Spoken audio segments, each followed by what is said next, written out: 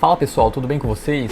Hoje eu vou demonstrar um sistema que eu vim desenvolvendo ao longo dessa última semana. E o intuito disso era validar as tecnologias que eu vinha trabalhando, usar alguns recursos novos que eu não utilizava ainda dessas tecnologias. Por exemplo, a API do Next, eu sempre utilizei APIs com o Java e queria ver como funcionava. Utilizar o Prisma como RM, validar os meus conhecimentos em cima dessas tecnologias, usar a biblioteca do Chat-CN UI, não é uma biblioteca que eu costumo usar no meu dia a dia. Na empresa em que eu trabalho a gente utiliza outra biblioteca. E então era um projeto mesmo para validar, colocar no portfólio, no currículo. E outra motivação, que é a principal, é criar um sistema útil, né, que pudesse ser utilizado como uma forma de melhorar e ajudar a sociedade também, né? Fugir um pouco desses projetos prontos que a gente vê, né, no dia a dia aí do LinkedIn. Então eu criei um projeto para fazer o monitoramento de pontos de alagamento. No final de 2022 eu sofri uma enchente aqui, foi logo no meu começo como Dev Júnior, eu tinha acabado de entrar na empresa e foi um pouco complicado ali para mim, perdemos bastante móveis e não era uma coisa que a gente esperava. Então a utilidade desse sistema vai ser basicamente criar pontos de notificação onde usuários poderiam fazer o acompanhamento desses pontos de alagamento e verificar também níveis de rios próximos à sua região. As tecnologias que eu usei, como eu já falei anteriormente, foram Next, Chat-CN UI, o Prisma para fazer o ORM, Postgres como banco de dados. Também criei um microserviço em Python para fazer o web scrap das páginas de monitoramento de rios aqui da região e poder popular isso tudo num sistema. Utilizei o NextAlf, né, o Alf na versão beta, né, o Alf novo ali, a versão 5. Estou com alguns problemas com ele ainda, eu estou utilizando o link mágico. Quando eu faço deploy via Tunnel Cloudflare e tento logar com o link mágico, o Google Chrome está dando alguns erros ali de risco, eu preciso verificar isso. Mas como eu queria lançar esse projeto ainda esse ano, né, ignorei um pouco esse lado até fazer essa implementação. Talvez seja algum problema do beta mesmo, do Alf, e eu preciso estudar um pouquinho melhor essa parte. Mas vamos lá, vamos para a demonstração. Basicamente eu consigo entrar com um link mágico aqui, digito meu e-mail, automaticamente ele vai fazer o cadastramento, né, dentro do sistema. Se já houver um cadastro realizado com esse e-mail, ele só vai fazer o login. Vai vir para o meu e-mail o link mágico, faço o login e estou dentro do dashboard. Esse dashboard, no primeiro momento, tem as notificações, as últimas notificações, uma tabela com dados paginados, então posso ir e voltar normalmente. Nesse primeiro momento eu não fiz nenhuma implementação de visualização aqui dentro da tabela. A única coisa que eu coloquei foram os filtros para o estado, cidade e bairro. Então se eu quiser buscar alguma informação em uma cidade específica, eu consigo fazer os filtros por bairros e limpo os filtros. Adicionando um ponto de alagamento, que é a funcionalidade principal do sistema, né? Eu posso pegar um CEP, deixa eu pegar um CEP aqui. Ao digitar esse CEP, ele vai buscar um endereço numa API do CEP. No momento que ele busca esse endereço, ele vai fazer uma segunda busca para uma API para localizar os pontos das coordenadas geográficas desse endereço e vai posicionar o dado no mapa. Esse dado, obviamente, ele vai trazer uma latitude e uma longitude, que ele é registrado aqui no próprio formulário. Esse campo não pode ser alterado, porque depende dessa busca para precisão. Mas o usuário consegue vir no mapa e alterar o cursor, o ponteiro, e assim atualizar a latitude e a longitude. Por exemplo, vou salvar esse registro aqui, salvei, e vou adicionar um outro registro para a gente fazer o teste.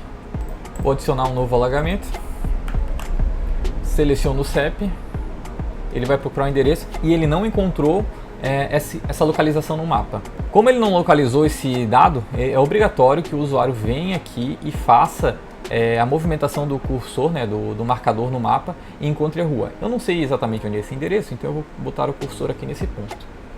Ele vai fazer a busca e vai popular os dados de longitude e latitude para esse endereço.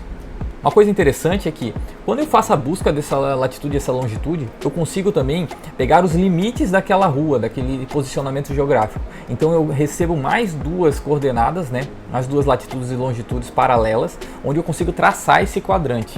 E isso vai ser útil no mapa de ruas alagadas. Diferente do mapa de pontos, o mapa de ruas alagadas vai mostrar um determinado quadrante geográfico. Então salvo esse dado, sucesso, a notificação foi salva.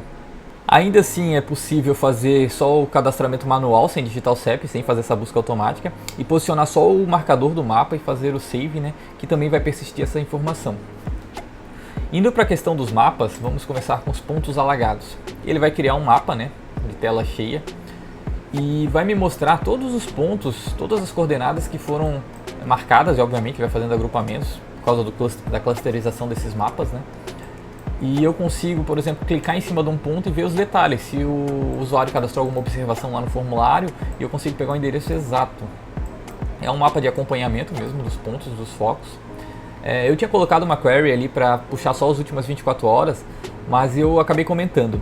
O interessante aqui é, a depender de quem for hospedar esse serviço, verificar qual é a validação exata que é necessária para apresentar os pontos de uma forma com que dados antigos e obsoletos não sejam demonstrados, ou criar algum filtro a partir de datas também para o usuário mesmo selecionar as datas e ter talvez até um nível histórico. O segundo mapa, da mesma forma, ele vai mostrar os pontos de alagamento. Então, a depender do que foi buscado lá através da API do Nomination, ele vai mostrando e vai criando quadrantes com início e fim das ruas. Óbvio que nem tudo tem uma precisão máxima. Aqui, por exemplo, eu selecionei um ponto por aqui, ele acabou pegando uma área muito maior. Também daria para criar, no momento do cadastro, em vez de selecionar o marcador do ponto exato, criar 4 pontos onde esse quadrante vai ser formado. 4 marcadores onde o próprio usuário vai delimitando a área. Talvez uma funcionalidade para o futuro, vai depender da demanda, né? E aqui ele vai mostrando todos os pontos de alagamento. E por último, não menos importante, né, um mapa de calor, onde ele vai pegar aqueles pontos e vai clusterizar em um heatmap para fazer essa apresentação. Tudo isso aqui ainda pode ser alterado, né, com Dark Light Mode do próprio ChatCN. Então a aplicação eu aproveitei para mudar o tile do mapa, né, dentro do código. Se for Light ele vai usar uma outra camada de mapa, e se for Dark ele mantém uma camada mais escura. Então daria para fazer essa configuração de camadas do mapa no próprio formulário, no próprio mapa de apresentação aqui, mas não foi uma funcionalidade que eu busquei nesse momento. Agora avançando um pouquinho para o próximo menu, nós temos a parte de níveis de rios. Aqui eu foquei em criar um microserviço que vai e busca nos sites das defesas civis de Itajaí e Blumenau, nesse caso em específico, o nível do rio, mediante as informações que eles colocam lá no site. Eu utilizei um script em Python para montar esse microserviço e eu utilizei o Build with Soap para conseguir fazer a busca desses dados com uma certa recorrência, né, e atualização. Quando eu pego esses dados, né, no caso de Itajaí de 10 em 10 minutos, no caso de Blumenau de 1 em 1 hora, eu armazeno essas informações no banco de dados, lá no Postgres, e uso a API do Next para consultar esse banco de dados e popular esses gráficos em tela. Nesse caso aqui de Itajaí a gente tem 9 gráficos, tem 9 pontos de monitoramento. E o que ficou legal nesse gráfico? Eu já consegui usar também as marcações que os próprios sites fornecem. Então eu tenho níveis para emergência, para atenção, para alerta, e eu consigo fazer com que o gráfico mude de cor baseado ou não se o nível atingiu ou não esses determinados itens. Por exemplo, aqui o Rio Itajaí aqui do ICMBio, ele está em nível de alerta, porque ele passou de 1,44 m, atualmente ele está com 1,53 m. Então ele já vai ficar na cor laranja. O intuito disso foi realmente deixar mais óbvio no gráfico se o limite foi ultrapassado ou não. Esse é um componente reutilizável, então todos os gráficos estão em um componente só e eu só populo esses dados, tanto para os níveis de Itajaí, para Blumenau, e se eu fizesse o web scrap, né, por um acaso de um outro rio e eu tivesse essas informações, eu também colocaria. Por exemplo, o nível de Blumenau a gente tem um nível de observação, aqui no de Itajaí não tem. Então lá esse gráfico ele já vai popular essa informação também. Então funciona também para níveis negativos, por exemplo aqui a maré está negativa, então o nível do rio vai estar abaixo do nível delimitado, né, como padrão, na questão aqui da Praça Celso Pereira. E por fim eu tenho os 9 gráficos populados aqui fazendo essa requisição para dentro do meu banco de dados, e eu tenho um microserviço em Python que está lá rodando e coletando esses dados. Sobre o script em Python, né, esse microserviço e o deploy dessa aplicação, eu vou trazer em um próximo vídeo qual é o processo que eu fiz para deploy. Obviamente, né, focando no ambiente de Home Lab, que é o foco hoje do canal. Então não vou me ater a deploy em Vercel, deploy em serviços de hospedagem para banco de dados, vou me ater em fazer todo o procedimento de deploy dentro de uma VM do Ubuntu, dentro do meu Proxmox, e expor isso com o túnel da Cloudflare. Avançando, a gente vai ter o nível do rio de Blumenau, também com o mesmo contexto sendo apresentado aqui. Da mesma forma, eu tenho um microserviço rodando lá e essas informações são populadas aqui. Por fim, eu deixei links rápidos, né, para a Defesa Civil de Santa Catarina, e isso pode ser alterado para qualquer Defesa Civil, né? o site da Defesa Civil de Itajaí, onde eu peguei os dados, né, de níveis dos rios, e a Defesa Civil de Blumenau, também, que o site deles é o Alerta Blue. Espero que vocês tenham gostado, né? A ideia mesmo era trazer, né, uma aplicação mais robusta. Eu já tinha feito uma aplicação que monitorava, né, os níveis dos rios aqui, que é pertinente aqui para minha região, e me mandava uma mensagem para o Telegram se o nível ultrapassasse determinado nível, né, antes de chegar em atenção e alerta. Era uma coisa mais específica. Eu quis transformar isso numa aplicação mais robusta, até para ser útil, né, para uso da comunidade. Uma coisa interessante é, por exemplo, a aplicação de validações. Isso aqui vai ser usado por uma defesa civil. Há como fazer atrelamento, por exemplo, a contas com mais requisitos, né? Tem que ter um CPF cadastrado, tem que provar que você é uma pessoa. Estilo como a gente faz para fazer algumas notificações, por exemplo, de falta de energia aqui na minha região. Você precisa ter uma conta, ter algumas credenciais vinculadas. Isso poderia ser feito aqui. E o dado não fosse exposto, né, nem apresentado de forma imediata. Talvez entrasse uma questão de auditoria, algum profissional da Defesa Civil validasse aquela informação e após isso esse dado fosse mostrado em tela, e obviamente isso também serviria como uma ferramenta para a Defesa Civil, né, ser notificada e saber que há determinado ponto e foco de alagamento naquela região, né, naquela rua.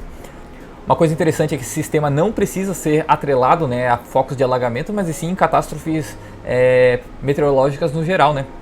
Então qualquer tempo severo poderia ser notificado, né, através desse tipo de ferramenta, uma vez que o próprio formulário já tem, né, pontos de notificações e observações, né? Então eu poderia botar aqui observações e categorizar, criar um input aqui, um select com categorização, alagamento, enchente, tempo severo, ventos fortes e assim por diante, né, destelhamento. Eu poderia criar todo um contexto aqui de tipagem e aí dividir, né, em mais menus e deixar uma coisa mais robusta. Então isso aqui foi um projetinho rápido, um projeto para realmente demonstrar os conhecimentos e validar, né, testar coisas novas, né, como eu comentei, né, não são tecnologias que eu tenho usado com tanta frequência, eu queria validar. A questão de uso de mapas eu já venho trabalhando há mais de um ano e eu achei interessante, né, montar uma aplicaçãozinha simples só para demonstrar esse conhecimento. Espero que isso seja útil. Eu peço que você compartilhe esse vídeo, mande para mais pessoas, demonstre esse projeto, quem sabe alguma entidade tenha interesse em implementar ele. Ele vai estar lá no GitHub. E não esqueçam de dar os créditos, obviamente, né? Entre lá no meu LinkedIn, na postagem, eu vou deixar a postagem aqui linkada no comentário fixo. Interaja com a publicação para ela alcançar mais pessoas também e a gente poder mostrar esse projeto para mais pessoas. Enfim, é isso, eu desejo para vocês um ótimo ano novo, que Jesus esteja no coração de todos vocês, que abençoe grandemente esse ano que vai entrar. Não se esqueçam de se inscrever aqui no canal, interagir com a publicação, deixar o seu like e nos vemos no próximo vídeo.